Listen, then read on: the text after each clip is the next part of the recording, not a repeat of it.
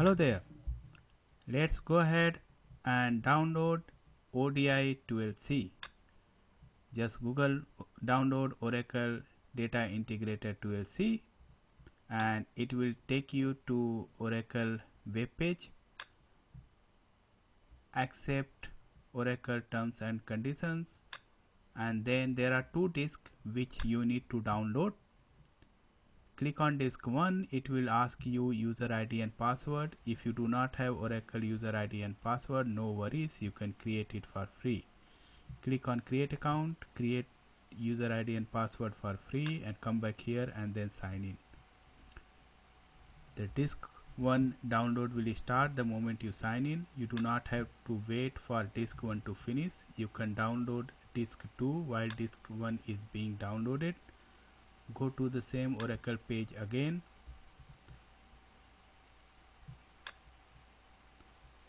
Once again, accept the terms and conditions and click on disk 2, and disk 2 download will start right away.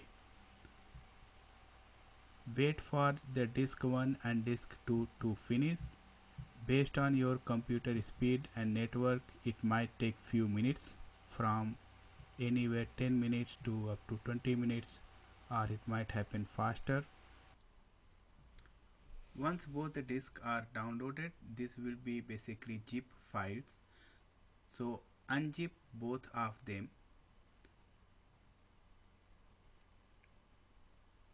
This is pretty easy. After that, open disk 1 and open disk 2. These are both jar files. Copy the jar file from disk 2 and put it into the directory where disk 1 file is located. ODI installation expects both the jar files in same directory. So make sure you copy the second jar file and put it in the same directory where first jar file is located. After that, go to the command prompt and open the command prompt as administrator. It is very important that you open that command prompt run as administrator, and then change the directory to the folder where you installed JDK. If you have not installed JDK, you can stop here and go back to the previous video and install JDK and come back here.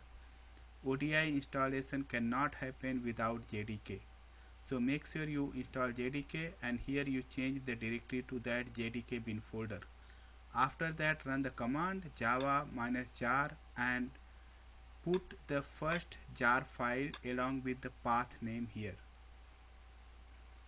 In my case, I have installed that jar file in my C folder, so I put here the complete path name, and then I will copy the jar file name and put it there.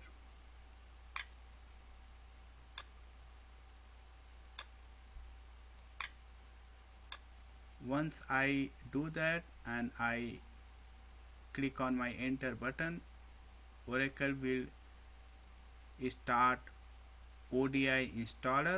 It might take few minutes between extracting the file, the jar file, and starting the installer. So wait for those few minutes. Here you go. Oracle Data Integrator 12c installer has started. Congratulations, this is first win. No change in the welcome page, no change in auto update page. In installation location, this is where we provide Oracle Home. Each new installation of ODI needs a separate Oracle Home directory. So make sure you create a new one here. I created my directory under C folder and I named it as Oracle. So it's generally people name it either Oracle or Oracle underscore home. It makes it easy to remember. Go to the next step. In the next step, make sure you click on enterprise installation. Here is summary of the components it's going to install. Installation progress will show the progress. It might take some time to come to 100%, so wait for it. For me, it took about 20 minutes to complete the installation of all those components. So have patience and wait for it to finish, and once that is done, click on next, and that will show you the components which it has installed. You can click on finish and it will close this screen. Now in order to verify that ODI has been installed successfully, go to the start menu, and in all program list you should see ODI Studio there. If you see it under Oracle, that means ODI Studio has been successfully installed. The second verification is you go to your Oracle Home, and in Oracle Home you should see lot of new directories created by ODI installation.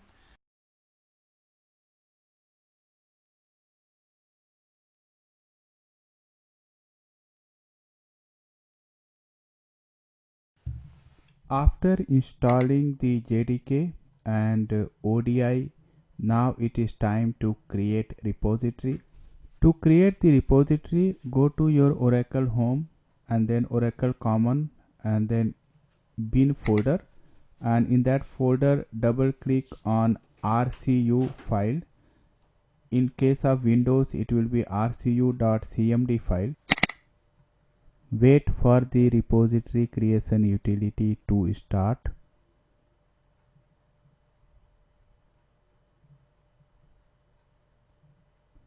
Here comes the repository creation utility, no change on the welcome page. On the create repository page, create repository and system load and product load option are already selected, no change required. Click on next button. In database connection details, we provide the details of the database where the repository will be created. Database type in my case is Oracle database because that's where the repository is being created. My Oracle database is installed on my computer, so host name is localhost, port number 1521, service XE, and I am using username as sys. Enter the password, the role will default to sysdba, and then repository creation utility will check some prerequisites. You might get this message, say ignore. Once prerequisite is successful, click on OK and move on to next screen where you will select all the components. Select all the components and click on next. Click on OK. Here we provide password for all the schemas. I generally keep it same as the password which we selected for sys. It keeps things simple. Next we need to provide password for supervisor.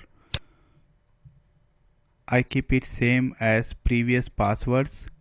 Confirm the supervisor password. After that, provide password for work repository and once again confirm that password. These two passwords we will need while starting the ODI Studio.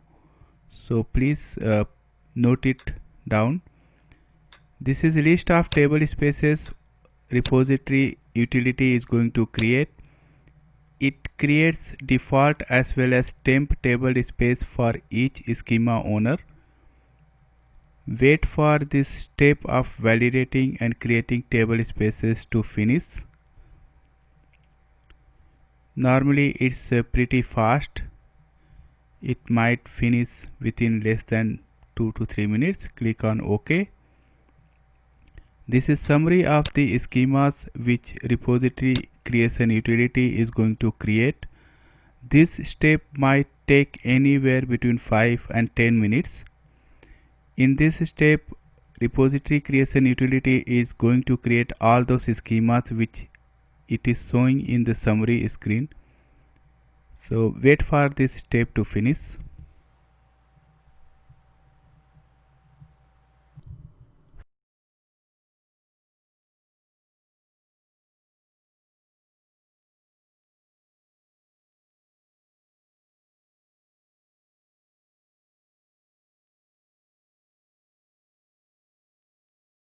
For the purpose of creating this tutorial, I am running this repository creation utility on a Oracle trial database, and that is why I get these error messages while creating the audit schema. You should not get these error messages if you are running this repository creation utility on proper Oracle Enterprise database.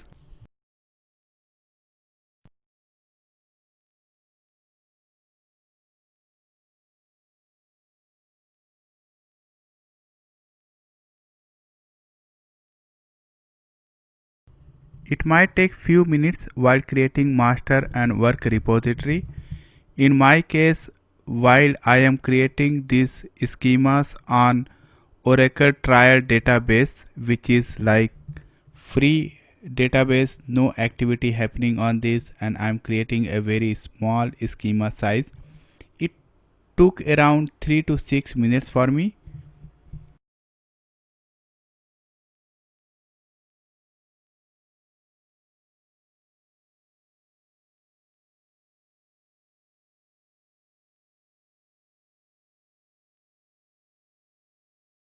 Congratulations, all the schemas have been successfully created.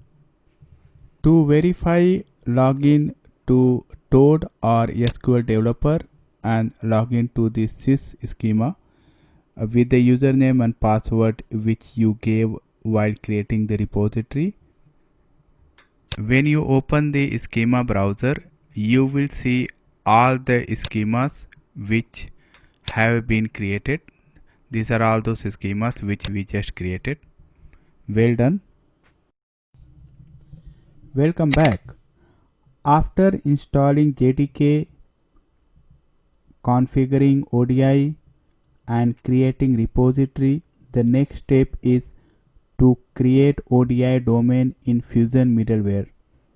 To do so, you have to go to your Oracle Home folder, and in that Oracle Home folder navigate to Oracle Common and then bin subfolder, and under the bin subfolder you will find a file called config. Double click on that file. In my case, my Oracle Home is a folder under C folder, the Oracle subfolder, and here I go. I have to double click on the config. Wait for a few minutes and then you will see this Oracle Fusion middleware configuration widget screen. The first step in Oracle Fusion middleware configuration is to create the domain. By default, the widget tries to create the domain in your Oracle home directory under user projects, domain and then base domain. If this is first time you are installing ODI, you do not have to do anything, just click on next button. If you already have a ODI product installed on your system, or there is any other Oracle product installed on your system which needs domain in Fusion middleware, make sure this subfolder which is mentioned in domain location does not exist on your system. If the subfolders mentioned in domain location already exist, no worries. Create a new subfolder in your Oracle Home. Mention that subfolder name in domain location and then click on next. Next step is to select all the components which will be part of ODI domain in Fusion middleware. As we see, basic WebLogic server domain is already selected, and now we are going to select other components. Make sure to select Oracle Enterprise Manager plugin for ODI and then Oracle Enterprise Manager. And then select Oracle Data Integrator Console. Then select Oracle Data Integrator Agent and Oracle Data Integrator Agent libraries. Make sure to select Oracle Data Integrator JRF Async Web Services option. This option is located under Oracle Enterprise Manager. Scroll down and select Oracle Data Integrator Standalone Co-located Agent option, then Oracle JRF, after that WebLogic Coherence Cluster Extension, and then Oracle Data Integrator SDK Shared Library. After that, click on Next button. Okay, Step 3 shows domain name and domain location. These two things we already selected during step 1. It also shows application location. No change required in this screen. Click on next button and move on to next step. So far so good. Now we are in step 4 and here we are going to provide the username and password for administrator account. This is the username and password you will need to log in WebLogic server. To keep the thing simple, I normally use name as WebLogic and give password. Make sure you remember this name and password. I'm going to use the same name and password throughout this configuration so that I do not have to remember number of usernames and number of different passwords.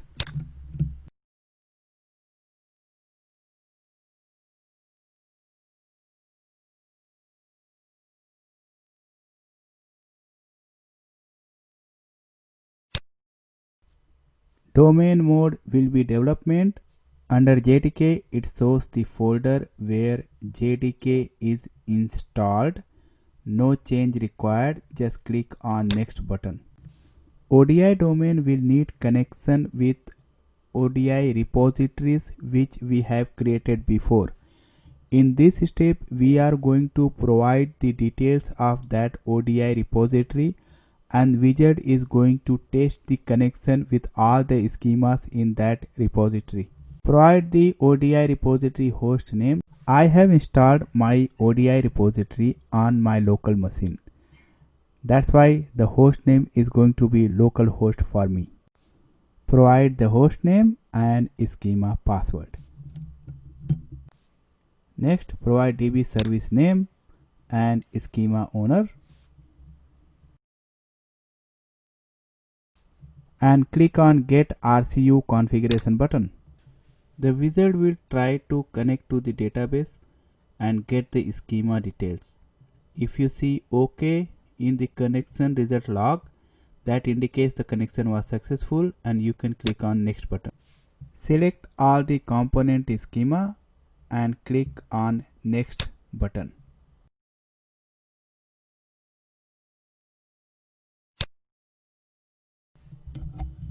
Just click on the next button in this screen and wizard will try to connect to all the schemas of the repository. Wherever it is able to connect successfully, you will see the right sign in the status.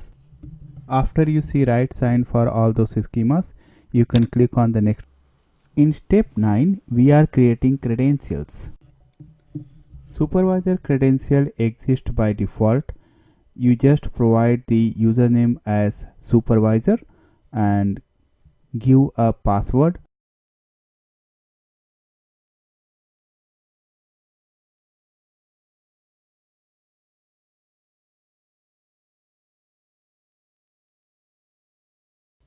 After that, click on add button. New credential key name will default. In the username, write WebLogic. Give the password. I suggest you keep both the passwords, the supervisor password and WebLogic password same.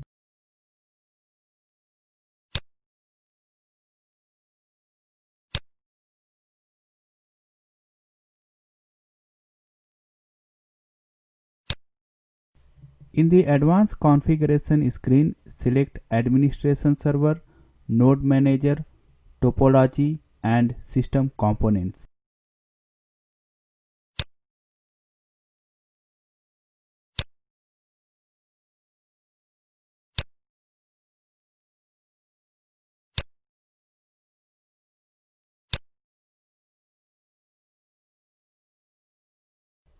No changes required in administration server screen. Give a username and password for node manager credentials. I normally keep username as WebLogic and password same as others.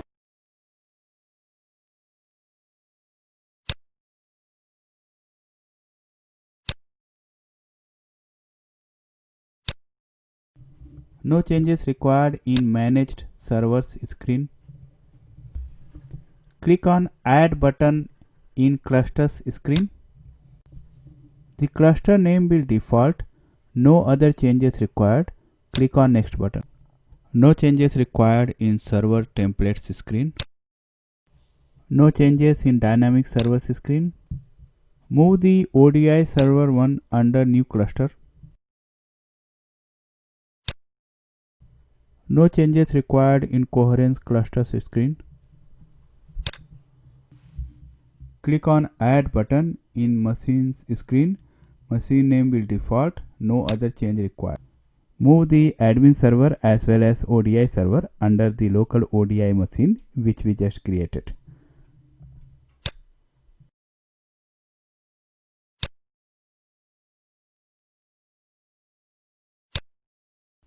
No changes in virtual targets screen.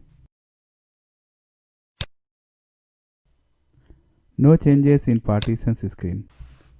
System component screen is very important. The name defaults and this is name of standalone co-located agent. Provide supervisor password. Keep it same password as you gave during step 9.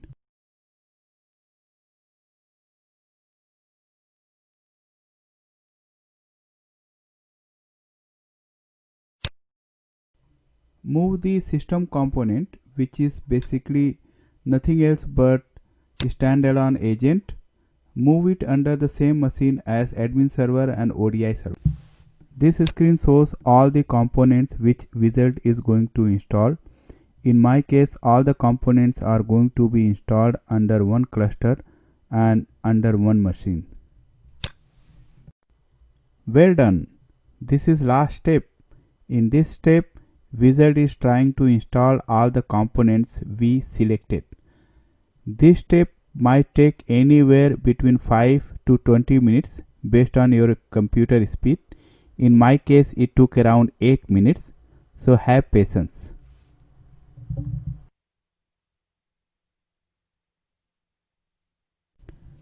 Congratulations! Wizard has successfully installed all the components. Well done!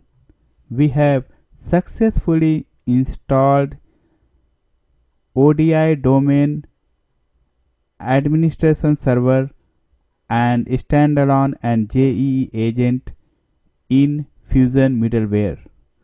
Once again, congratulations, and now you can click on Finish button.